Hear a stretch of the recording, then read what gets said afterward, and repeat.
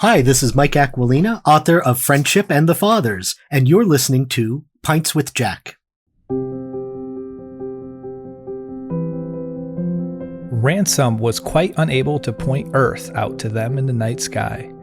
They seemed surprised at his inability, and repeatedly pointed out to him a bright planet low on the western horizon. He asked them the name of the bright southern planet, and was told that it was Thulkandra, the silent world or planet. This is Pints with Jack, Season 6, Episode 11, The Quiet Place. Out of the Silent Planet, Chapter 11.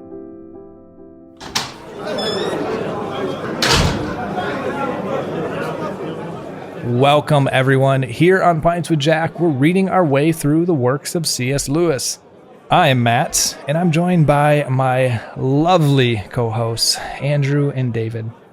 This season, we find ourselves among the stars, reading through the first of C.S. Lewis's science fiction trilogy, Out of the Silent Planet. And I have to say, guys, we have one dense episode planned today, to the point where we're not sure if this is going to be split into 2 episodes yet.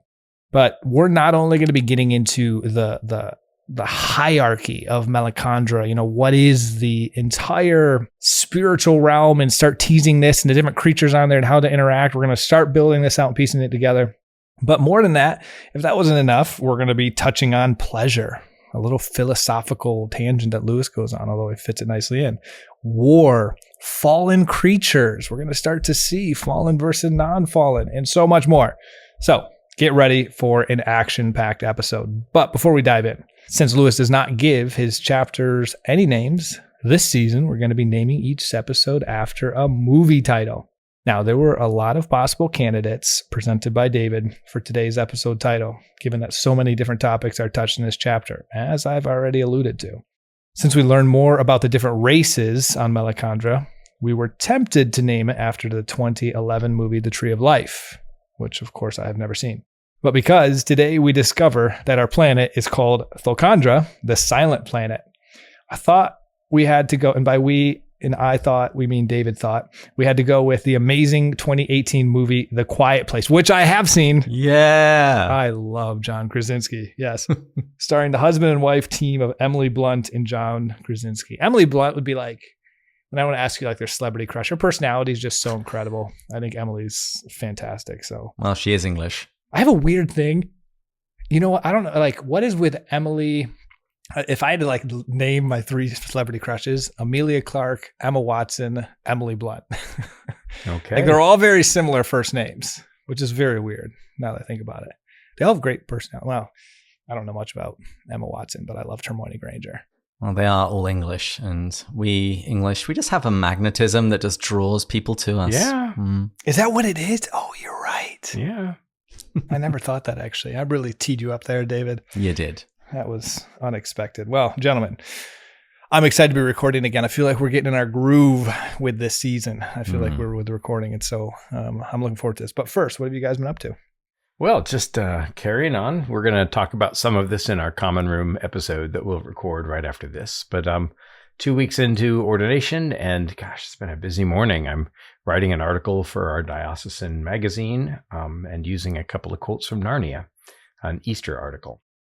And I've got a sermon on Sunday, so that's some work. And I'm presiding at a funeral, celebrating the Eucharist at a funeral tomorrow, and vestry meeting, orientation tonight. And yeah, and this is my day off. So so lots and lots of that, and still kind of getting over the nastiness that I had. So I'm just plugging along. How about you, David?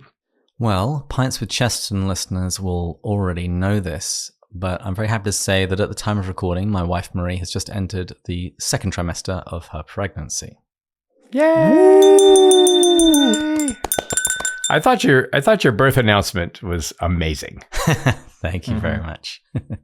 That it was a picture of all of the various Pints for Jack glasses, but you had a little Glencairn glass tucked inside a pint glass to represent my unborn child. Well, I'm not going to lie. Marie's first trimester was pretty rough. She gets really bad nausea when she's pregnant. So she's pretty much incapacitated for much of the day, meaning that I've had to take on a lot more at home and been rather rushed off my feet. But thankfully, things are now starting to get back to normal, which is just wonderful. And one of the things is I'm actually now back on my own Peloton. I pretty much didn't do any of it for the first trimester. And I actually also had the first listener become a friend with me on Peloton. And if anybody else would like to ride with me, my username is David Lewis Bates. So that would be an awful lot of fun if you came and suffered with me. And for people that don't actually have a Peloton yet and are thinking of getting one, reach out to me via the website because I've got a $200 off referral code for you. Can you ride through Narnia? That would be great. A C.S. Lewis themed one. And speaking of Peloton, actually, we should, as we do our prayers, just keep in prayer Leanne Hainsby. She's actually my favorite instructor. I use her all the time. She has cancer. Oh. She's actually been battling it, she said, for a number of months, but finally just announced it last week. Someone texted me it because they know how much I love her classes. And just an incredible disposition you never notice. I mean, she's been recording kind of once a week and keeping it up. Keeps her energized, she said, as she goes through chemo. Yikes. Anyways, well, gentlemen, I'm excited because we're all drinking the same thing today. Yes, at last. This is a very, very generous gift by Andrew over Christmas, like a tasting set of 6. And we're all drinking his Coila, yeah. So it's not much of a departure for me. I can't remember which one it is. I'll have to compare notes with you guys. But I've already drunk one of them, so I've dipped into one. So we won't be. I did it on the show. I announced it. Well, we don't usually do the tasting notes anymore, but since we're all doing the same ones, I'll just read here from your little thing. Yes. Sweet, peaty, orange, smoky, malty, biscuit, apple, and cinnamon. So I'm excited to see if we can't get a little smoky, malty, sweet. Oh, now I want a malty biscuit. Well, don't we have to say cheers in a special language first before you two start gobbling that down? Oh, yes. Well, So this week we're going to be saying it in Italian for our language, which is chin chin. Chin chin. Chin chin. All right. Well, Andrew, would you like to give us our toast? This week we toast our top tier supporter, Jocelyn Jackery. And if I pronounce that wrong, please correct me. I hate getting names wrong. By the time this episode releases, we'll be drinking scotch in your ears in Lent. And I pray that if that's something you observe, this lengthening of the days and the quieting of the spirit as we contemplate our Lord's suffering and his resurrection, I pray that that is a guiding light to you during your week. So, chin chin. Chin chin. Chin chin.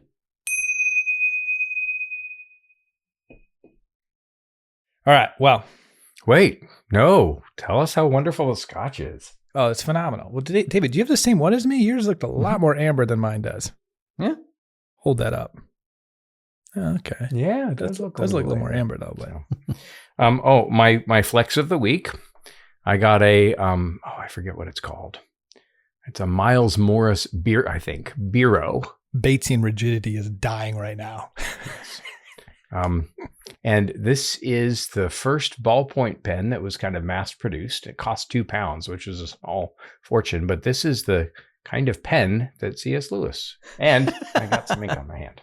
So that was why I was laughing. Ever since you've started down this retro pen fascination, I know. You were covered in ink the entire time.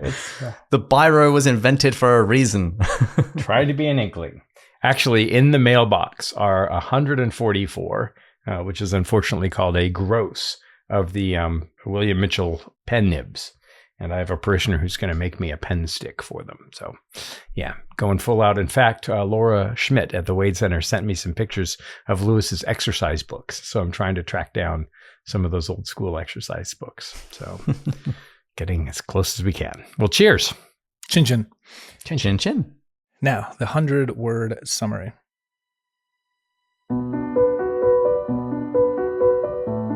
Ransom finds himself on an unexpected journey, starting with a simple walk. He was transported against his will by Weston and Devine to a foreign planet, Malacandra. He slowly pieces together that he is an offering for some local creatures, but doesn't know much about them. He's afraid, but there's a curiosity as well. After landing, when some of the foreign creatures were coming their way while they were all still three together, he found an opportunity to run away through what could be described as a forest. He now finds himself encountering a local species called Hross and is learning more about the local planet. Do we have a vocabulary test right now, David? Please, no. Yes. Now we have a new section. I'm calling it Philology So Far. So, Matthew, what is the Malacandran word for ground or earth or planet? Handra. Very good. Question number 2. What does Handramit mean? That's it's either lowlands or highlands. I think that's lowlands. Is that your final answer? It's the lowlands. It's the valley. Boom, lowlands. Brain, baby. Where the water was hottest. Well, then what is the word for mountain or plateau? Literally high earth. I couldn't remember because it wasn't. So you had Handra, Handramit. Wasn't Handraka. That was something different. That's the shark thingy. Bum, Or not shark bum, thing, but bum, Kanakra. bum, bum, bum, bum, bum, bum, bum, bum, bum, I don't know. bum, bum, It's got bum, Handra in bum. it. Yes, it's Harandra. Harandra. There we go. Okay, question number 4 of 5. What is the Hross word for human? It's like Hanau or Hamau. Man. Man. Point to Andrew. Yeah. What's Hamau again? Or Hanau? HN. Now is a sentient being. Yeah, we're going to be talking about that today. I was close. What is the plural of Sawn? Saroni? Saroni. Very good. Oh, well my done, Passed Matthew. with a D. We'll take it. Wonderful. Well, we will return to this again next week with new vocabulary, which we're going to learn today. And I'm going to continue to not actually study for this because it makes it more fun. Just what do I naturally retain? That's what we're testing is Matt's retention. Hey, Matt, what are hresni? I don't even remember reading that word. Chapter 12. Do you remember that, David? David, don't answer it yet. I do. What I is do. it? Know I bet what it's it is. already on a list somewhere. Mm-hmm.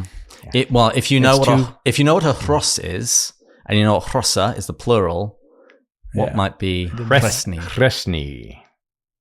Still, the young ones? No, Good two guess. female. Mm-hmm. Two It's female. yeah. So you've got Hross is the male, hresni is the singular female, and hrossa is the plural.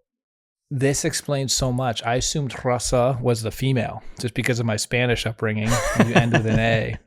I took a ton of Spanish in college and stuff, and so I've been operating this whole time under the assumption hrossa is female. Turns out Malacandran and Spanish aren't that close.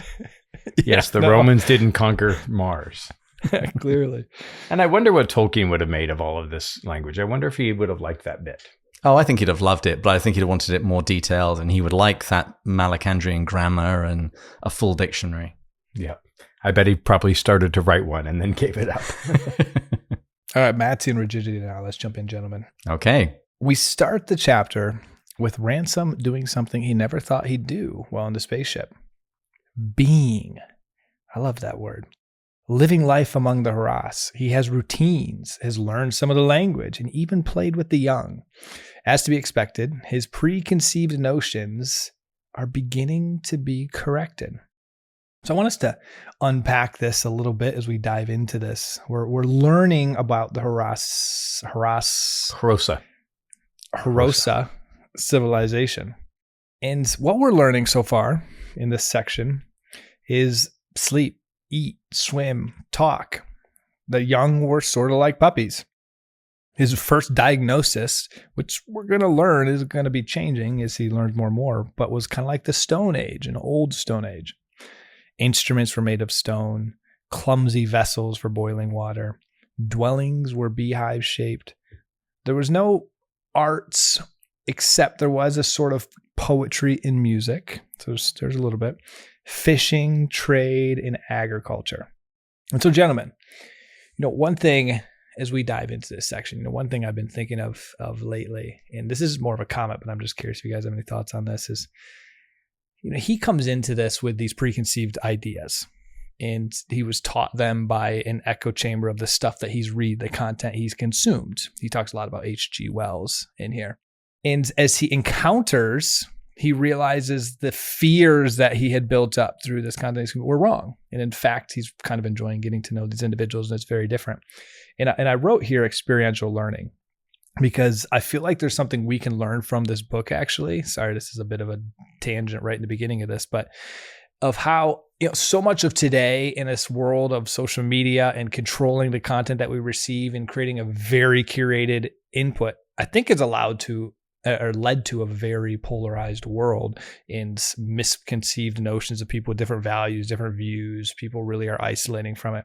And I just found this whole book, but this section itself, to be a good reminder that a cure to a lot of our fears is honestly just experiencing differences, going into the unknown, being in that liminal space, and being willing to be challenged and curious. Ted Lasso, David, for some reason you had Ted Lasso in the very beginning of this as a potential thing in the hook. He says, be curious, not judgmental.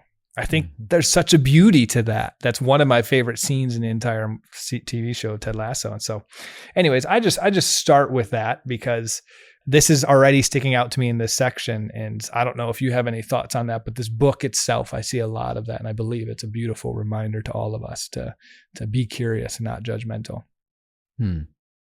And to do that with communities and groups that are not our own. I really get Dances with Wolves vibes from this section. Or if you were born after 1990, I get Avatar vibes from this section because both stories are about somebody entering into a very foreign world, and he's initially distrustful of it, uncertain of it, things seem strange, but he ultimately finds beauty in it and embraces it. Mm-hmm. Well, and it's real life, it's normal life. And we've talked many times about how Lewis was interested in the spiritual ramifications of space travel.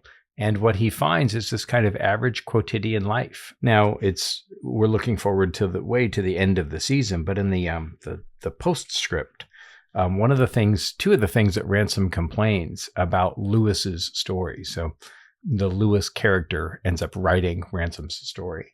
And when he presents the manuscript, as we have it now, Ransom laments that the language part, the philological part, was cut down. And maybe we hear echoes of Tolkien. Mm-hmm. He also says the real story, to treat it as a story, we must telescope the time I spent in the village during which nothing happened, but I grudge it. Those quiet weeks, the mere living amongst the hrossa, are to me the main thing that happened. And maybe, and I don't know, so this is 38, and Diana Glyer would be a great one to ask this question. You should make a note, Matt, and when we talk to her again, you should ask her about this. She's really good on showing how in the second Hobbit, the new Hobbit, which becomes the Lord of the Rings, Tolkien's really super excited about lots of Hobbit talk, and that's the stuff that he really likes. And Lewis encourages him to cut it down. It's too self-indulgent. Mm-hmm. And so he does, and it makes a much better manuscript. So I wonder if here, Lewis and Ransom's discussion at the end of the book about this very period, the kind of just average everyday life in Malacandra, life in the Handramit, is kind of like life in Hobbiton. And I wonder if Lewis is kind of echoing his own advice that he gave to Tolkien. Well, what do you guys make? One final thing in this section that I didn't know if I was reading too much into it. Sometimes I'm trying to read too much into it now that I know there's so much from the conversations I've had with some of the scholars. But he mentions the pinkish white weed that covered the whole Handramit. So like everything in the base was editable. But then he says, no hross, however, ate the weed for choice. So you have this food, essentially a basic sustenance. That's not necessarily choice number one, but it's always there. But it said it might be used for a journey. Kale. I mean, it sort of sounds something kind of like that where it's not super enjoyable, but I wasn't sure, like what did you make of that comment? Like, why was it important Lewis seems to be very intentional that there's this basic thing that over the entire ground that's fully edible. Most people don't really eat it, but if you're on a long journey, I got the sense it could be like sustenance on a journey when you need it. And is it like God going to later parts of this chapter? We're going to talk about how God provides what is needed. Is that, or Maladil and Oyarsa? Is that something here? Do you think Lewis is trying to communicate something, or is it just, am I reading way too much into this concept of this pink weed? I think that there is something here. It does speak at the very least to the provision of the land, its fecundity, and you could extrapolate from there to the creator, whom we will find out about later. And I think there's also an allusion. I think that there's also a point being made about perspective, because the idea of somebody starving to death while surrounded by food is rather tragic. And so the difference here between life and death is perspective, to be in right relationship with the land and knowledge of the land. I think that there's another aspect of that as well. We find in Israel's history this cycle of sin and redemption and manna in the wilderness as this kind of supernatural, sweet, provision. But it's under duress. It's in extraordinary circumstances. And our Lord, of course, says in the prayer that he taught us to give us this day our daily bread. And there's this kind of stunning lack of fear or danger or grasping or materialism. One would even wonder if this is a fallen world. Are they sinners, right? And if they are not, or if sin doesn't seem to prevail, certainly the way that it does on Thul Kandra and our world, maybe this is kind of very quotidian manna that God is going to provide. Later on he asks them about, well, what if this one wants more food? This race wants more food. Well, why wouldn't we give it to them? And Maladil will provide all that we need. So there's this kind of faith life that's going on. And I wonder if it's maybe a faith life of a world that is not fallen or even less fallen, that Maladil would provide all the sustenance that they need. They would kind of take it in trust and not abuse it. And so it's a different economy going on. I like that. Just before we leave this section, I do want to point out a little sentence that I absolutely adore, because it explains that Ransom is a real hit with the cubs, with the little hrossa and their mothers. It says, the cubs on their part felt the liveliest interest in this hairless goblin which had appeared among them. Hairless goblin. I like it. Yes. And with them, and therefore indirectly with their dams, he was a brilliant success. And I don't know why, but I have this note. It says, a note reminding me of the C.S. Lewis conference in San Diego in, I think, 2007 or something. And I wonder if I was a hit with Sierra Glyer, and that made me a hit with her mother. But Sierra came along, and we all loved her, and I don't know. I can't remember what that was all about, but yeah, a hit with the mother or hit with the babies will be a hit with the dam. You might be a goblin, but you certainly aren't hairless. No, and less so then. All right. Well, now pushing forward. The real learning happens as Ransom starts to develop an understanding of their language and can both ask and answer questions. So it leads to some pretty good dialogue. Now, interestingly, as they ask him about where he comes from, he starts with a childish version of the explanation. Why does he do this, and how does that work out for Ransom? Did you make that statement, David? Maybe. Sometimes I go through these notes, I see the green, I'm like, the green's always me, listeners, and I'm like, I don't remember writing that, but I just turned what you said into a question so we could chat about it. I can always tell your type of language versus mine. I'm like, that doesn't sound like me, but I like it. We'll roll with it. Well, I mean, he's still laboring under the assumption that they are either infantile, puerile, servile, or else they're monstrous. And having gotten over the fear of their monstrousness, he still suspects that even in this chapter, that somebody's manipulating them, that there's a secret agenda going on. So he starts to explain things kind of simplistically, and just didn't really understand the kind of intellectual and even educational, on some level, advanced level that he's finding amongst the hrossa. And I think that does remind us that the intellectual life doesn't necessarily always leave traces. My wife at the moment is going through The Everlasting Man, and there Chesterton makes the point that all we can say about man before history, before things started getting written down, is what has survived. Who knows, maybe like the hrossa, they had a thriving poetry scene, or perhaps even understood astronomy rather well. Absolutely. I do like the bit, though, when he says he he was from the sky, and they point out that that can't be the case because there isn't any air up there. He must come from a planet. Which one was it? Yeah, it is interesting here how it goes back to what we've said before. He's constantly updating his worldview, and he came in with a childish worldview. He thought they were primitive. They were the old Stone Age, if I were to use that language. And I do think it is funny how they're like, yeah, you couldn't have come out of the sky. Oh, well, maybe they're not quite as dumb as I thought.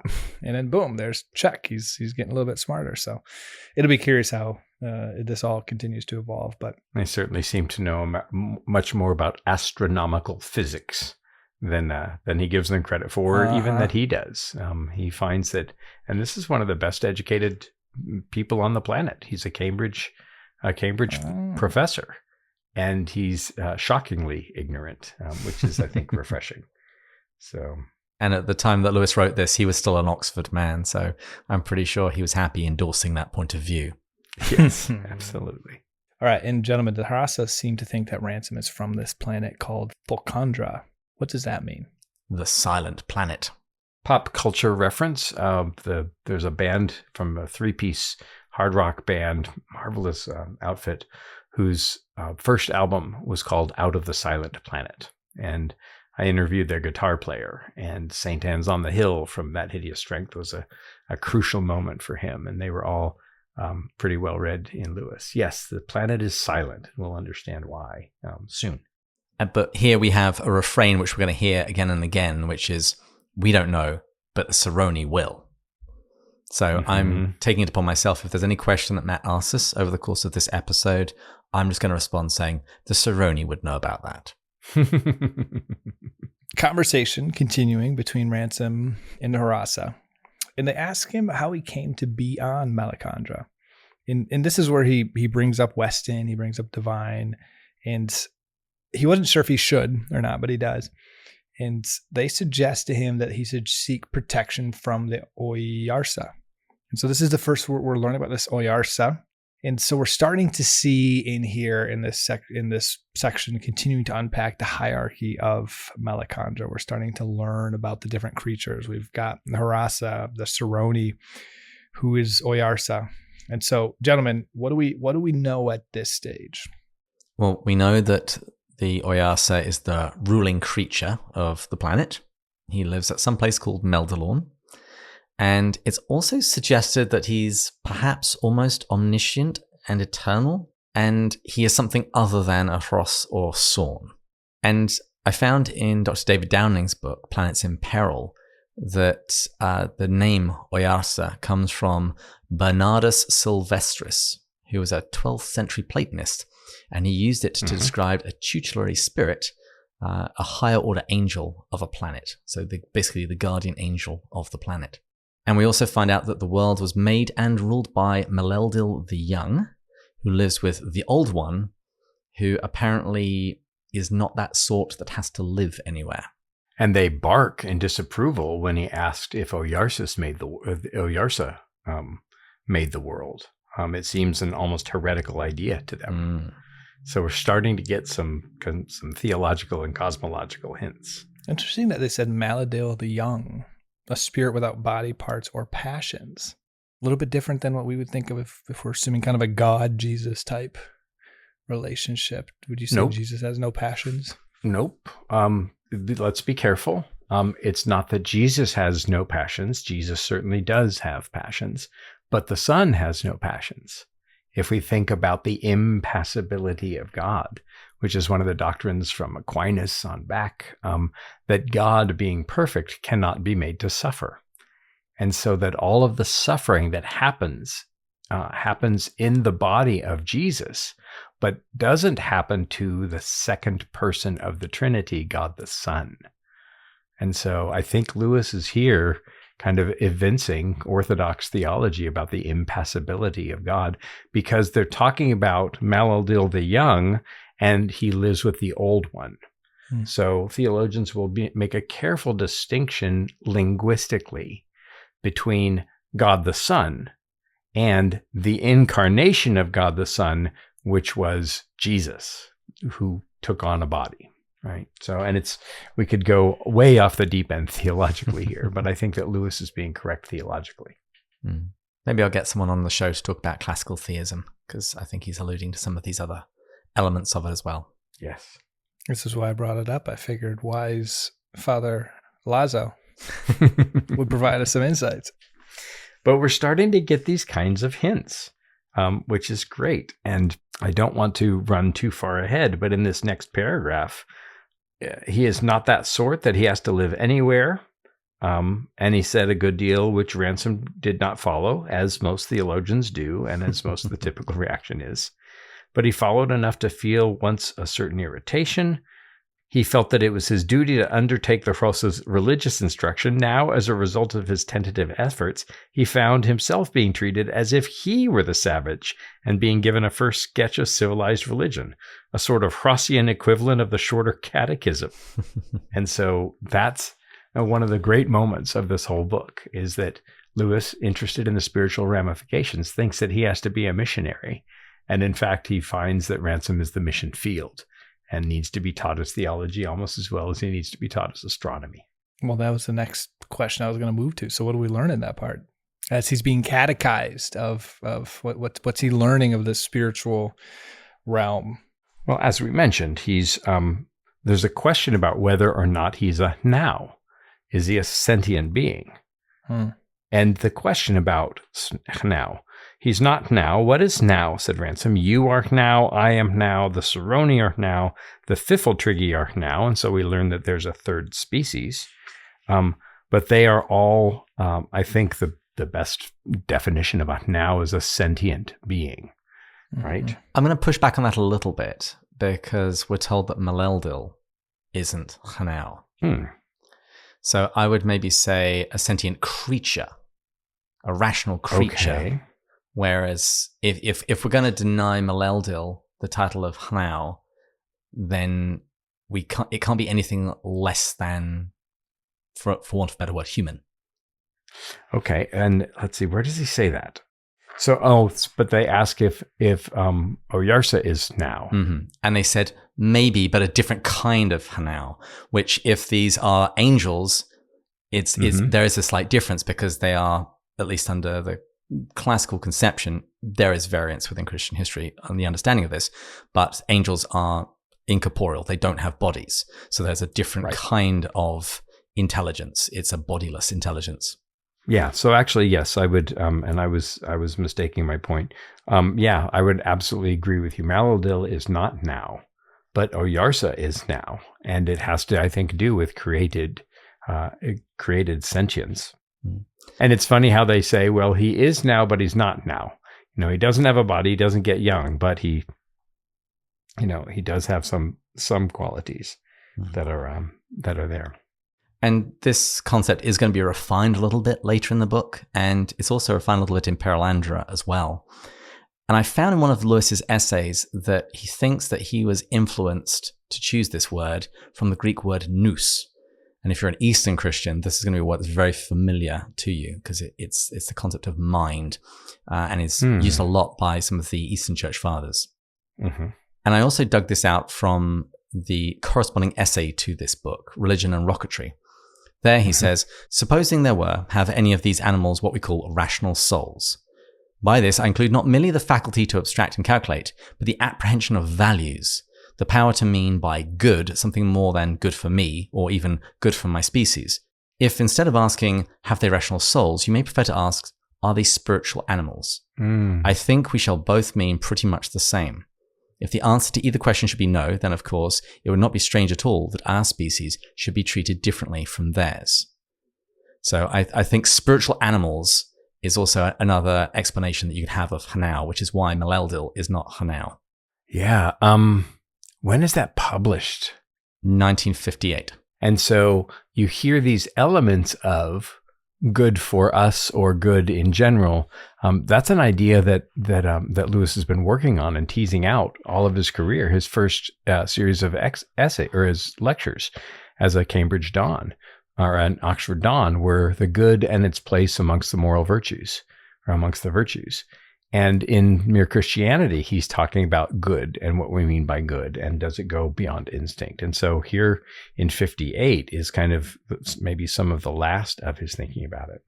I also have been noticing, and Matt, it was sparked by your question about the planet providing sustenance. What we're learning about in this chapter is, well, the great enemies, the scripture says, are the world, the flesh, and the devil. And those are the sources of all kinds of temptation and evil for humans. What we find on Malacandra is the world, the flesh, and the angel, right? And we're learning about the angel Oyarsa and the angels, the Eldila, and we'll get to those in this chapter. But here we have a benign world. Here we have a world that is not arrayed against humans in the way that our world is, because we are the silent planet. And so it's not the world, the flesh, and the devil as the enemies. So just to unpack that slightly more. So I like where you're going, or I think where you're going with this is, so we're going to learn in the next chapter, this idea of a bent creature, non-bent creature. And really it's like kind of a non-fallen planet, non-fallen flesh. They're not really betrayed by the flesh in the way that we're kind of betrayed by the flesh. We're going to learn that in the pleasure section. You're kind of saying their planet, the world, they're not really betrayed by that either. It's not it's a kind of a non-bent world. So you have a non-bent creature, non-bent devil, which is an angel, and a non-bent flesh. Yeah. Absolutely. Yeah. Absolutely. And that parallels with Genesis in the curses, as man has to toil to get his food. And what St. Paul says about all of creation is groaning for redemption. Yes. So the curse isn't in the ground. There's no thorn in the ground.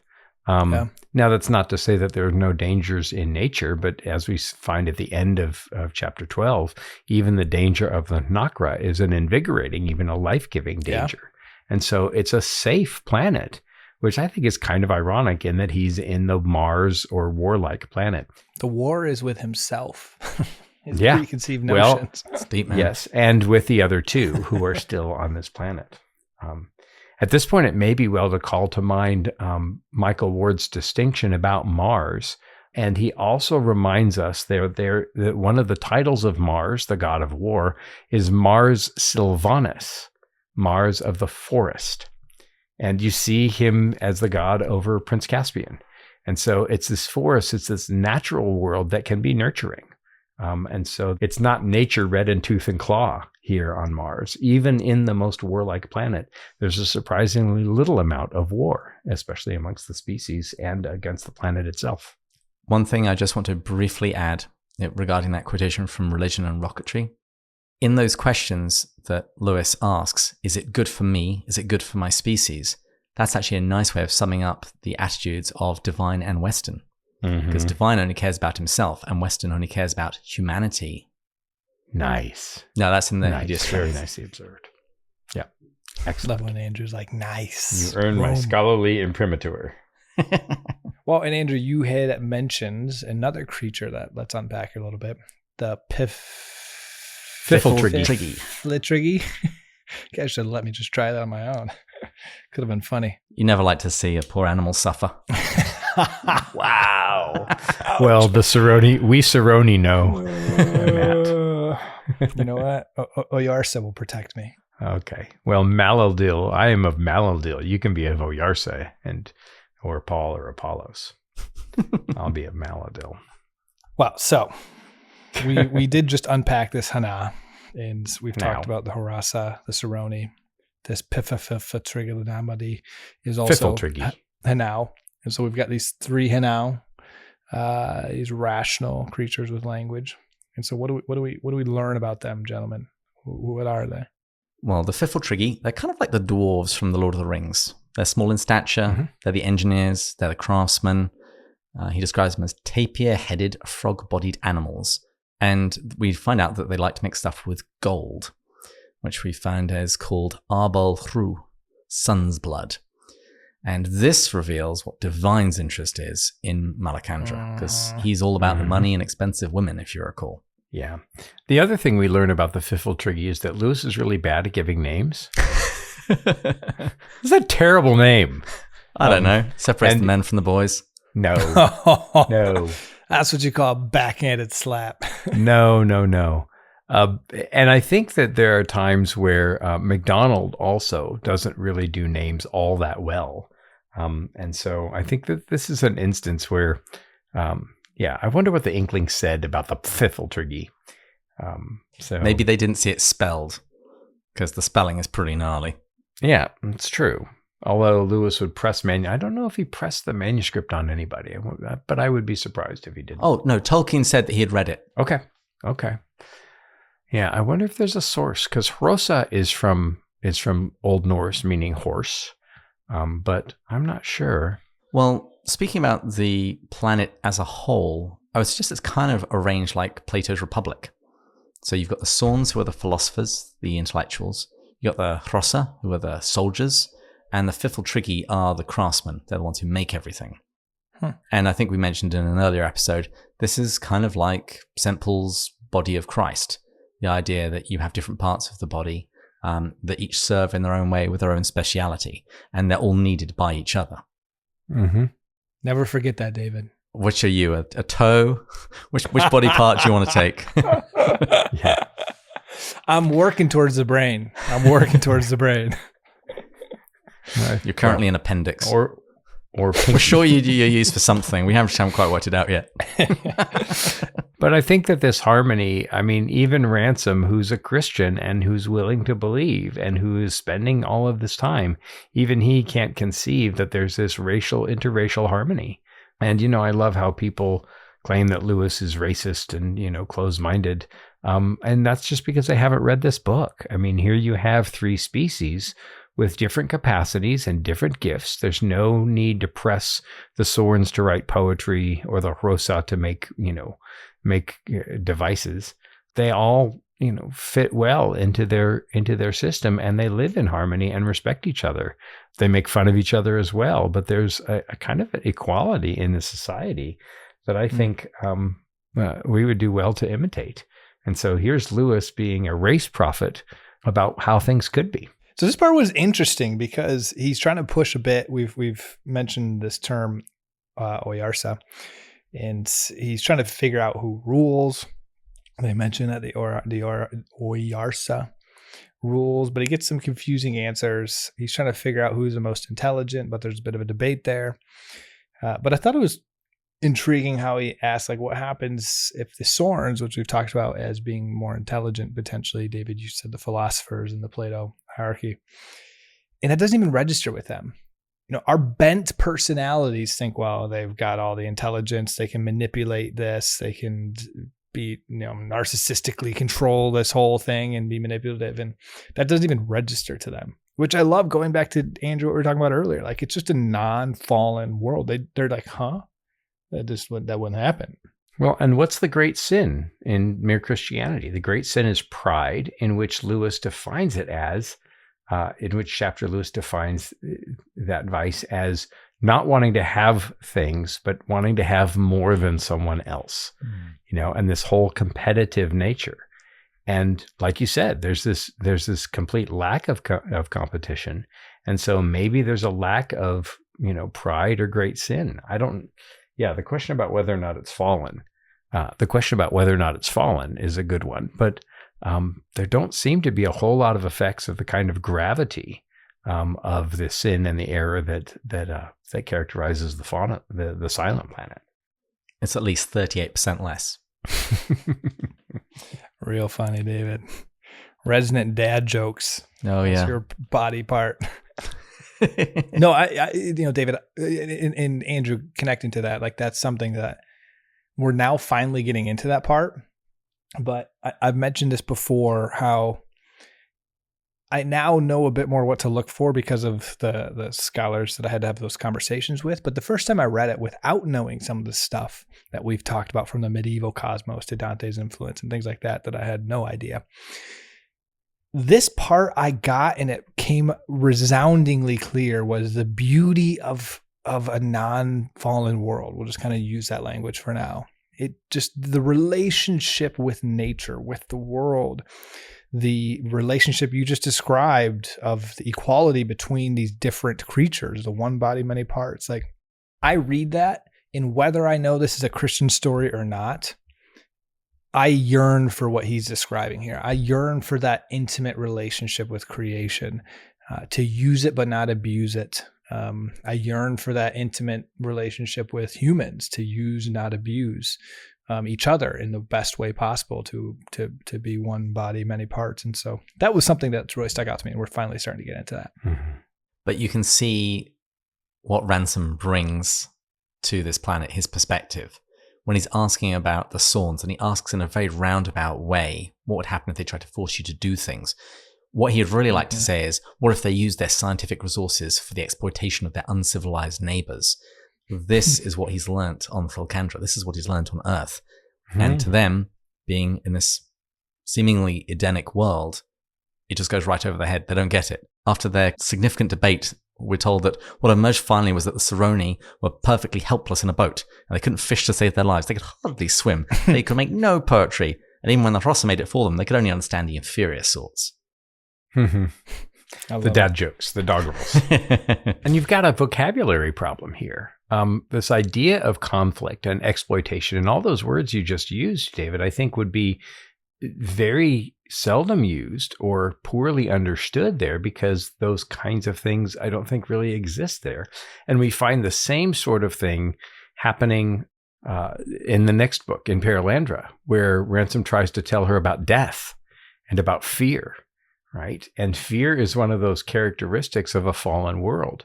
When the children get back into Narnia, I think it's Lucy who says, have you noticed that you can't be afraid anymore? Try. You can't.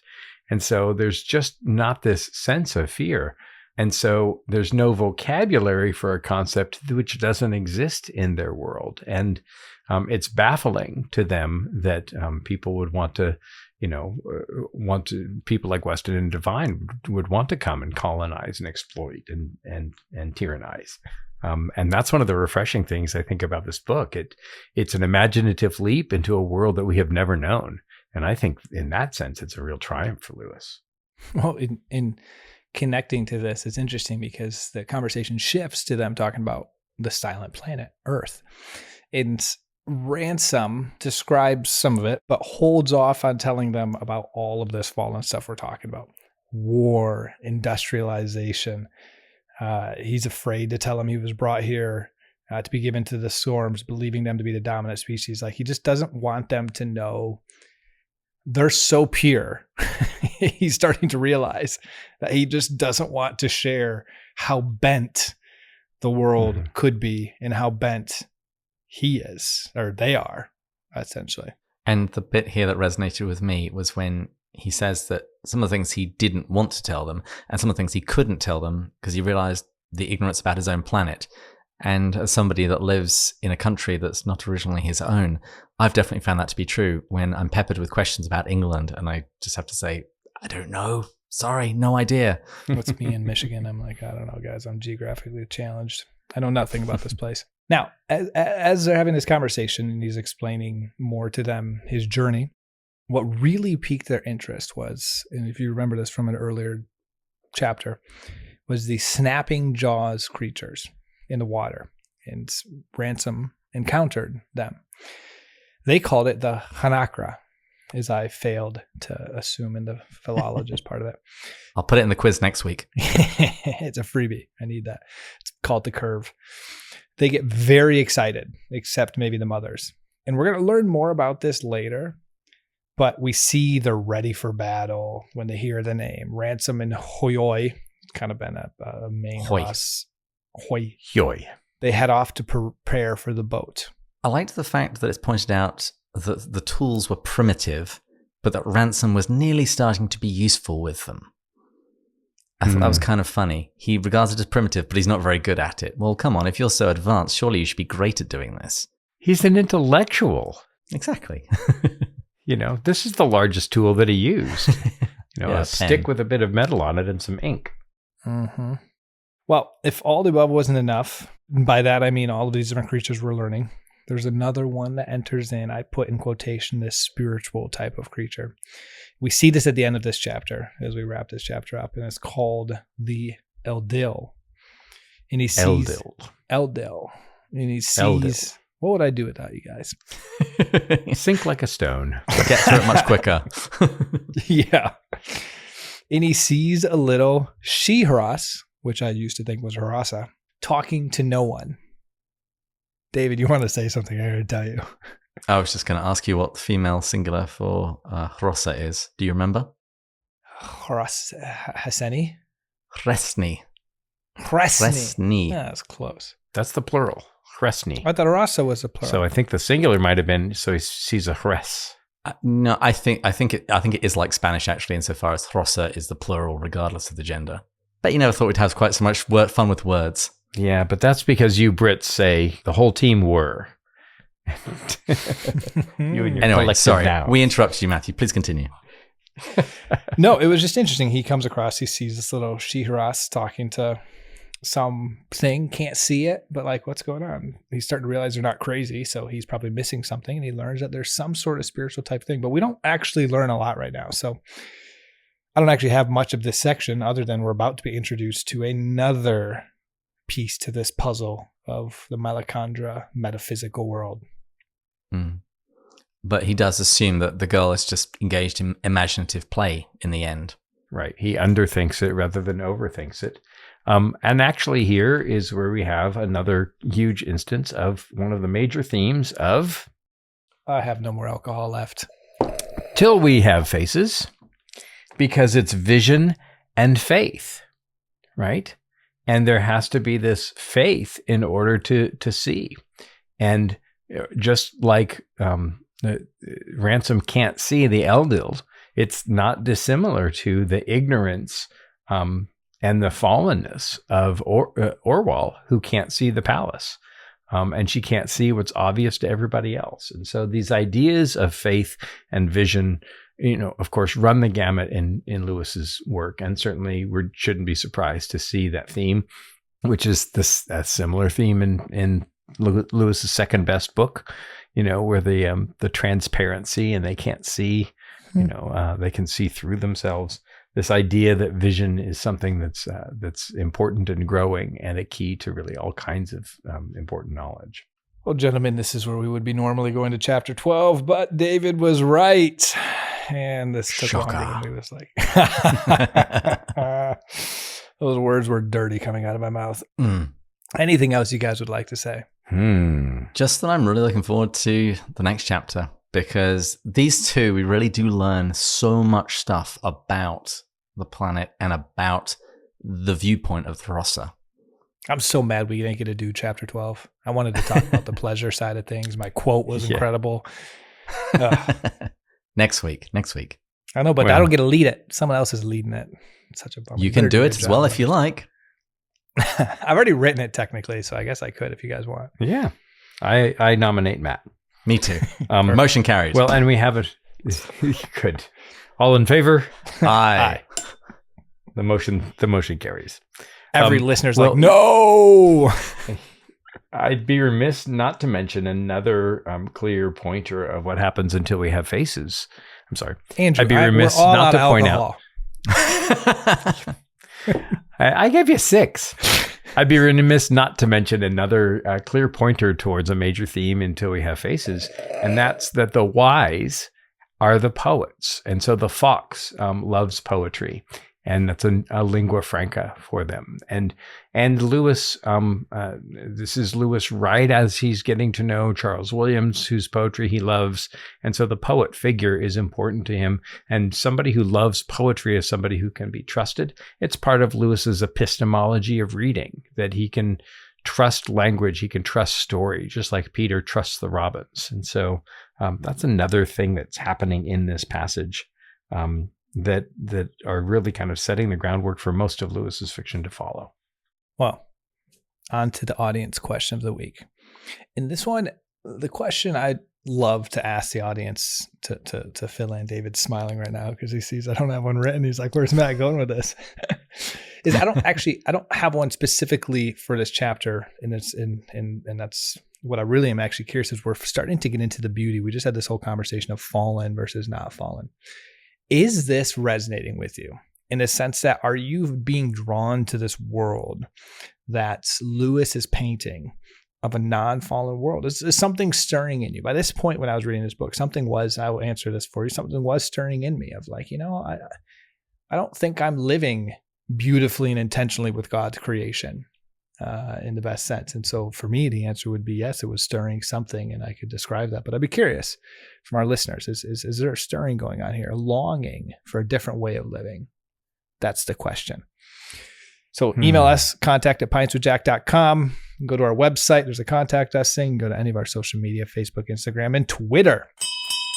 Now, I hear the call for final drinks. So I want to thank all of our listeners, which David just gave us the numbers, and was even slightly more than I thought. We're getting better analytics from Apple and Spotify.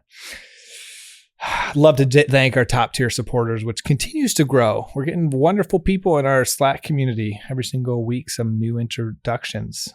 Since we had a long off season, we had kind of a pause for a while there. And so it's been nice to get some new fresh names in there. So by the way, if you guys are interested, we haven't talked about this, but we have the Slack channel. That's quite a large community now. And it's of people that really love C.S. Lewis. If you support us on Patreon at, I think it's $5 or more, you're invited into this Slack community, which by that we've been calling it the Slackers. But as a reminder, we're leveraging the technology Slack to create these different channels to talk about the books, prayer requests, Lewis stuff. We got a bird and a baby channel. So a lot of wonderful stuff, guys. So definitely, if you're interested in joining that. But specifically, I'd like to thank our top tier supporters: Matt, Jake, James, Erica, Marvin, Joel, Deborah, Amanda, Thomas, Bill, Bud, Shane, Kay, Paul, Kimberly, Gillis, Gary, Stephen, Matt, Kelly, Chris, James, Kate, Peter, David, Angela, and Rowdy. And we pray for all of our listeners and Leon Hainsby and all the prayer requests in our Slack channel every Tuesday. So if you enjoyed this episode, please write us a review. We read them all. We really love them, guys. And so write us them. And join us next time when we'll be going further up and further in. Chin chin. Cheers. Chin chin.